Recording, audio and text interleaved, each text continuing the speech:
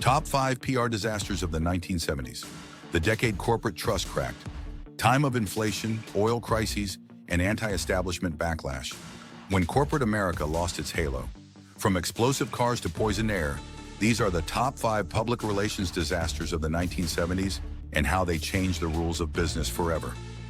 Number 5. Ford Pinto fuel tank scandal. The Ford Pinto was launched in 1971 as a compact car to rival the fuel-efficient imports from Japan. To stay competitive, Ford rushed its development, cutting what should have been a 43-month process to just 25. The result?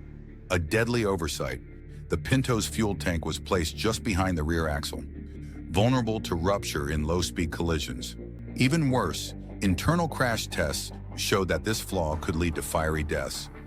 What stunned the public most was the leaked cost-benefit analysis. Ford calculated that fixing the design would cost $11 per car, more than the estimated payouts in wrongful death lawsuits. When this memo surfaced in 1977 through investigative reporting and litigation, it sparked national outrage. The phrase "Ford knew" became synonymous with corporate callousness. Takeaway: the mistake isn't a sin, but the cover-up when human lives hang in the balance would be unforgivable. Number 4. Nestle Infant Formula boycott. In the 1970s, Nestle marketed infant formula in developing countries as a modern alternative to breastfeeding. Sales agents, dressed as nurses, distributed free samples in hospitals to build dependency. Once the samples ran out, many mothers, now unable to breastfeed, relied on formula mixed with unsafe water, leading to malnutrition and infant deaths. The backlash erupted in 1977 when the Infant Formula Action Coalition launched a global boycott. Journalists and NGOs exposed Nestle's tactics as exploitative and dangerous. Nestle denied wrongdoing, but eventually committed to following the WHO's code on marketing breast milk substitutes, years after the damage was done. Takeaway: ethical intent must guide progress, especially when lives are at stake. Number 3. Dalcon Shield UD scandal. In 1971, A.H. Robbins released the Dalcon Shield, marketed as a breakthrough IUD, but it had a fatal flaw: a multi-filament string that allowed bacteria to enter the uterus. The result? Thousands of infections, infertility cases, and deaths. Despite growing evidence, the company pushed sales and ignored internal warnings. Whistleblower documents later revealed that executives were aware of the risks but buried the findings. By 1975, the IUD was pulled from the U.S. market, but the harm was done. Over 300,000 lawsuits followed, marking one of the largest pharmaceutical class action cases of the era.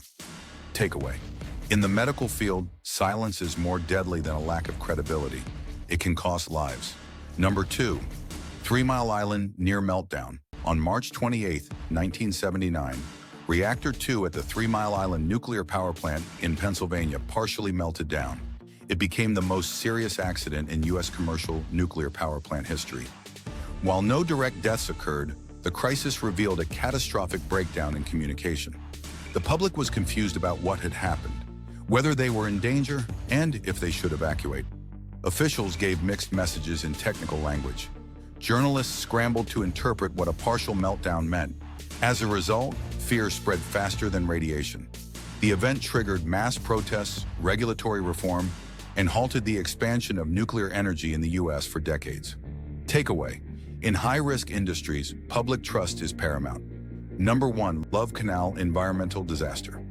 Love Canal, a Niagara Falls neighborhood, was built on 21,000 tons of toxic waste buried by Hooker Chemical in the 1940s to 50s.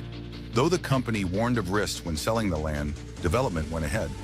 By the late 1970s, residents faced miscarriages, birth defects, and cancer.